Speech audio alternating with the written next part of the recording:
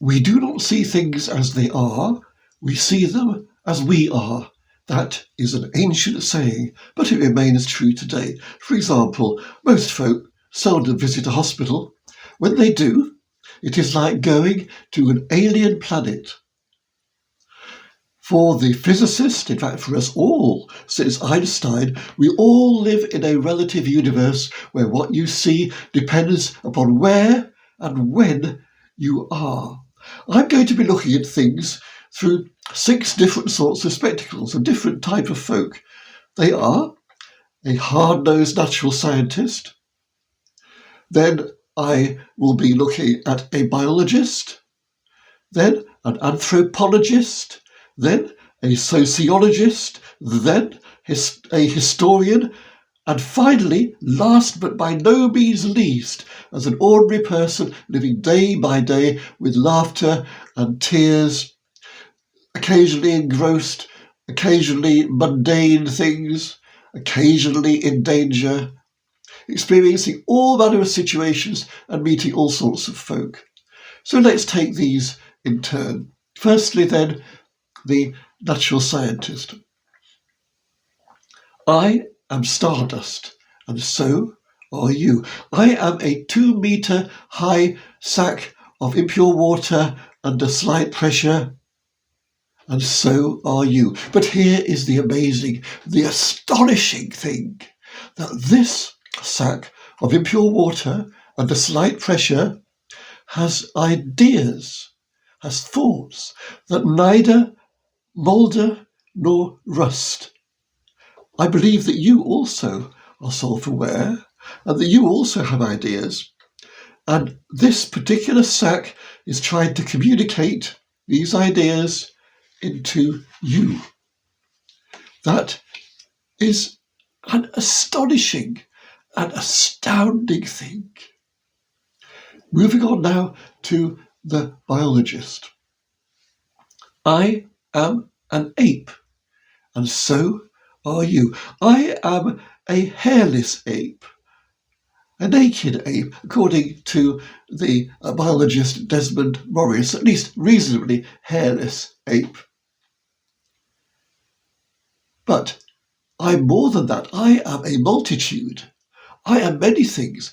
I do not just have mammal cells like that of a bat or a whale or a mouse or a camel or a man, but I have microbes within me, many of them, far more than my mammal cells. So I have viruses and bacteria and fungi and yeasts and all manner of things in equilibrium, and I need those to live. Without them, I would die. You also have this microbiome, and without it, you also would die. Now I move on to the anthropologist. I am a Neanderthal, about 3% Neanderthal. 1 million years ago, Europe was inhabited by Neanderthals. They were colonized by other sorts of Homo, other types of human, from Africa. Those humans were called Homo sapiens, the clever human, the interbred. And even today, in much of mankind, there is a minority of Neanderthal blood. I am other things too, other sorts of Homo, other species of Homo in traces. I'm also Mongolian, about 0.2%. I am Genghis Khan, because of his particular way of waging war. I am from the Low Countries, I am Germanic, I am from Scandinavia, about 4%. I've been tested. I am French since 1066, when these islands containing Anglo-Saxons were invaded by the French and conquered. Moving now to the sociologist. I am a Caucasian man. My vintage you can see by looking at my face. My location you can imagine by listening to my voice. I have the particular advantages, privileges, and biases of being a male Caucasian. Moving on now to that of the historian. Let's consider where I am now at this moment. I'm living in England, in the flatlands of East Anglia. I look out of the window to a pond.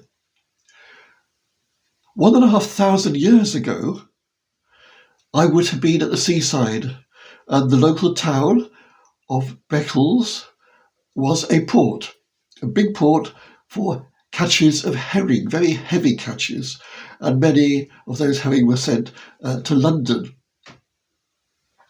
Moving on about 1,000 years ago, a famous early scientist lived here, an aristocratic family.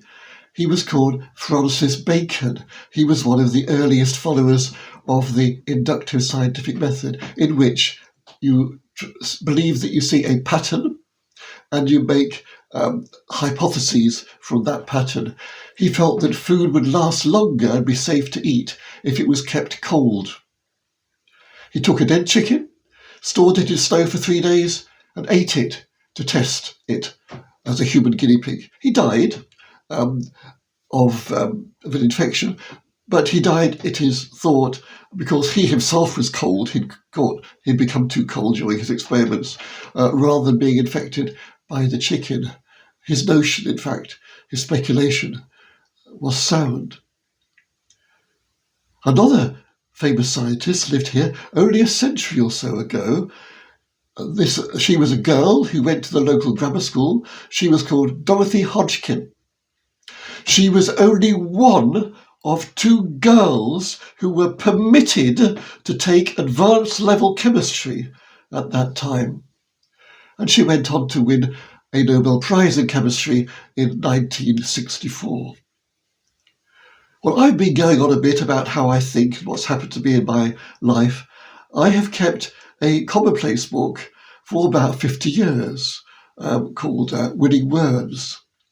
It is a writer's helper and commonplace book to stimulate imagination. It's available in paperback and electronically in ebook, and available from my website at www.malcolmybrownco.uk. And if you like the way that I think, if it chimes with you, I've been keeping these books for 5 decades of all manner of things that have happened to me. Wonderful words, I have felt, very apt for certain situations. Turns of phrase, situations. These may stimulate you to help you think and to help you get published. So you can see how I think, the kind of thoughts in my head, and if you like them, then perhaps you'll like my book. Maybe worth thinking about. I thank you so much for spending your time listening to me. Thank you.